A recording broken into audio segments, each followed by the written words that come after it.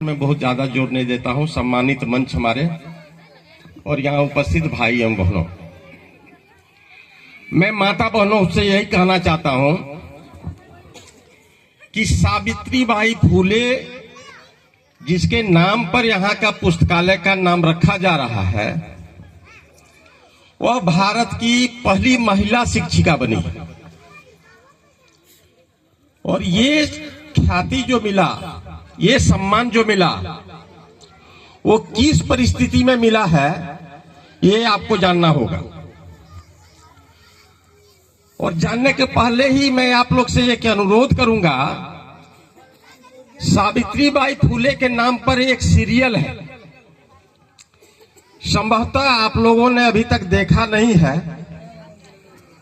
मैं जरूर ये अनुरोध करूंगा, खास करके महिलाओं से, YouTube पर ये उपलब्ध है, आपके बच्चे सब पढ़े लिखे हैं, उस सीरियल को डाउनलोड कर देंगे।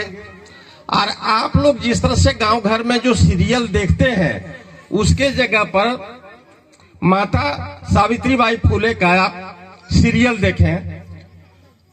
कोई जरूरी नहीं है एक ही दिन में आप 99 सीरीज देख लें। जब मौका मिले एक आधा आप जरूर देखें, बहुत ज्ञानवर्धक चीज है और आप लोग का आंख खुलेगा किस परिस्थिति में माता सावित्रीबाई ने अपनी पढ़ाई की है। मैं आपको बता दूं, सबों ने बताया कि ईसा पूर्व तो आप लोग जान रहे हैं, अभी 2500 चल रहा है, 2025 चल रहा है, नहीं 200 साल हुआ ईसा के बाद। उसके 1000 वर्ष पहले ही वेद का पठन पाठन शुरू हो गया था। और मनु की जो चर्चा की जा रही है, मनु ने जो व्यवस्था दिया, वो वर्ण व्यवस्था, वो सबको आप लोग जानते हैं। तो शूद्र में जो है, तो शूद्र में चमार, दुसात, कोरी सब थे। जादव जितना देख रहे हैं सारा शूद्र में था। और उस समय पढ़ने की जो व्यवस्था की गई थी, जो पठन पाठन होता था, शूद्र नहीं पढ़ सकते थे, स्पष्ट उसमें लिखा हुआ है। यानी कोई भी, जितना पचपनिया आप कहते हैं, वो कोई भी पढ़ाई मनुस्मृति के आधार पर नहीं कर सकते थे।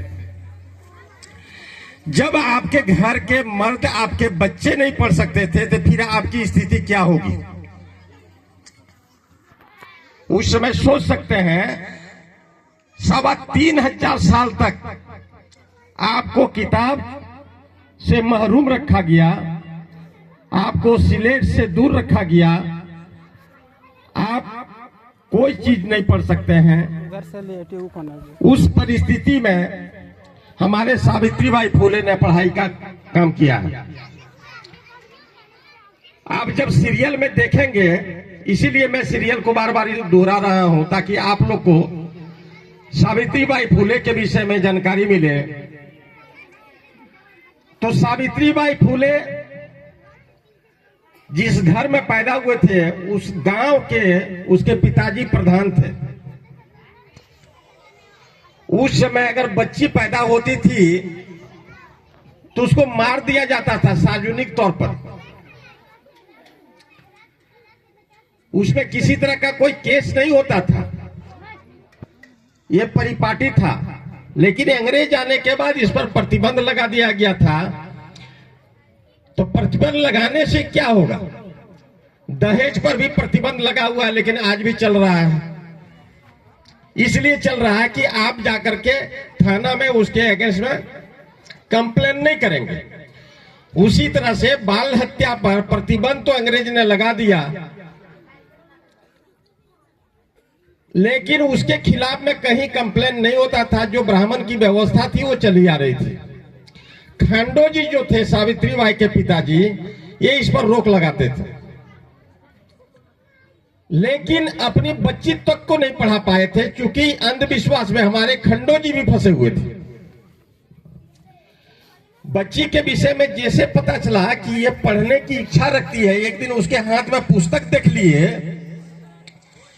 तो वहां के ब्राह्मणों ने कहा कि आप अपनी बच्ची को पढ़ा रहे हैं, शास्त्र कहता है कि इसका हस्बैंड मर जाएगा, इसका पति जो है मर जाएगा, इसलिए इसको मत पढ़ाओ।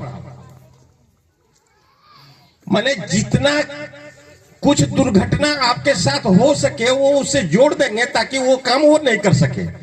तो खंडो जी भी मान लिए अपनी बच्ची को नहीं पढ़ाई। 9 साल की अवस्था होते होते उसकी शादी हो गई। और सौभाग्य से वो कहावत नहीं है, जो जिस मेंटलिटी के होते हैं उसको वैसा मिल जाता है।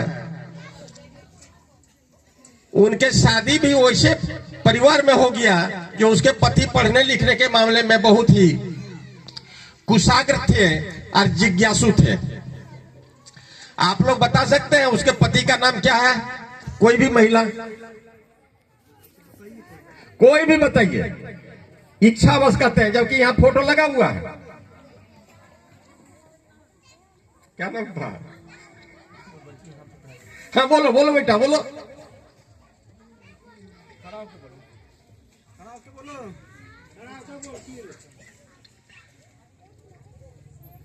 चलिए कोई बात नहीं। तो उनके जो पति थे उनको जब जानकारी हुई कि मेरी पत्नी पढ़ना चाहती है तो उसको रात को पढ़ाना शुरू कर दिए। क्योंकि जो बीमारी उसके मैका में था वही बीमारी उसके ससुराल में भी था, ससुराल में भी पढ़ने नहीं दिया जाता था, तो रात को उसको पढ़ाता था। ये भेद कैसे खुला? एक घर